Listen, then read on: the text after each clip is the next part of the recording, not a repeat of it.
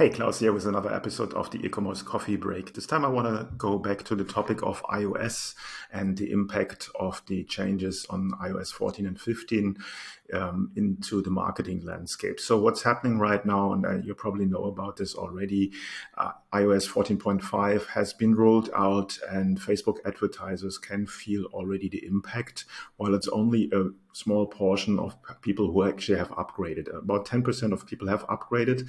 Now the bad news is there that about 90 something percent of people have opted out of the tracking, and obviously this has a very negative impact on how Facebook ads are getting delivered.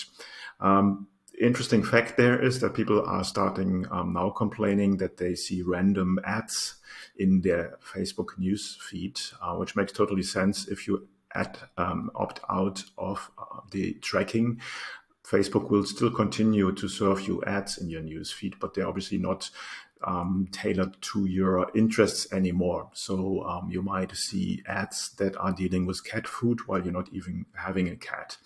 So that's obviously the negative impact for the user. And as said, only 10% have so far upgraded. As the numbers go, the impact will get bigger and bigger. So I spoke in another video, Ecommerce Coffee Break video, about this topic already. Important that you go in there and confirm all the things that Facebook's asking for you for your ad account, for your IP address, your domain, and so on and so forth. And in a few months' time, either Facebook or someone else will figure out a system that will work and get you the tracking to a certain degree back. It was always like that in online marketing, that something would work for a while and then it would break or it would not be allowed any longer, and then somebody would come up with another one. Now, this week came out what's coming up on iOS 15, and there the impact is more on the side of email marketing. So one thing that's happening there is the ability to turn off the tracking, the open tracking is included there, and also blocking your email address and your IP address.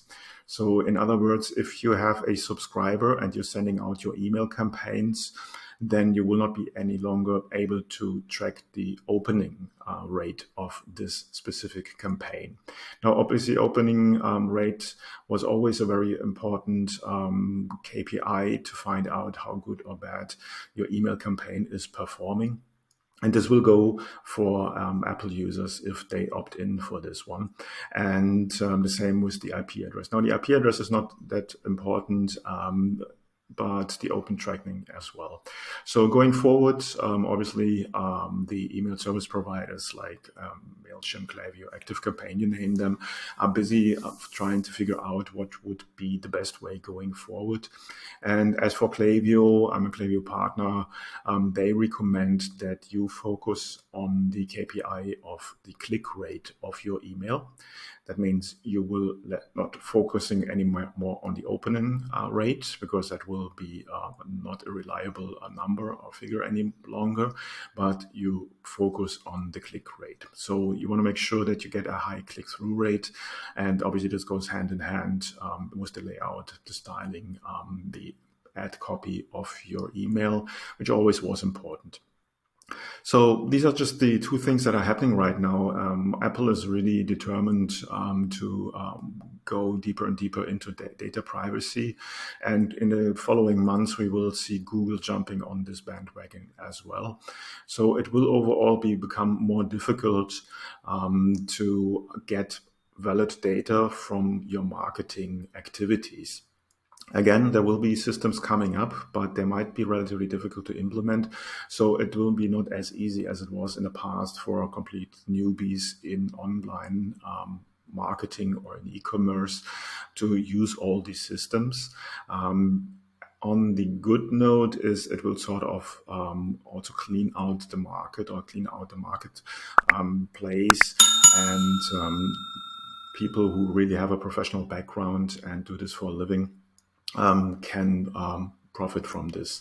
So unfortunately, all the side hustlers, things might become a little bit more complicated than they were in the last few years, where it was very easy with Facebook ads and Google ads to get the data and to grow and scale campaigns for your business.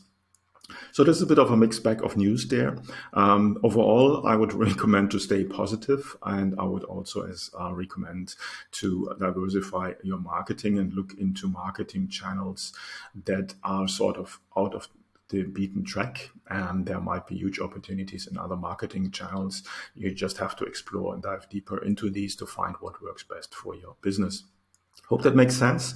If you're interested in learning more on how to optimize your e-commerce business, then hit me up, and you might be a good candidate for my e-commerce coaching program, which is called Get Conversions and is focused on Shopify store owners who want to grow their business.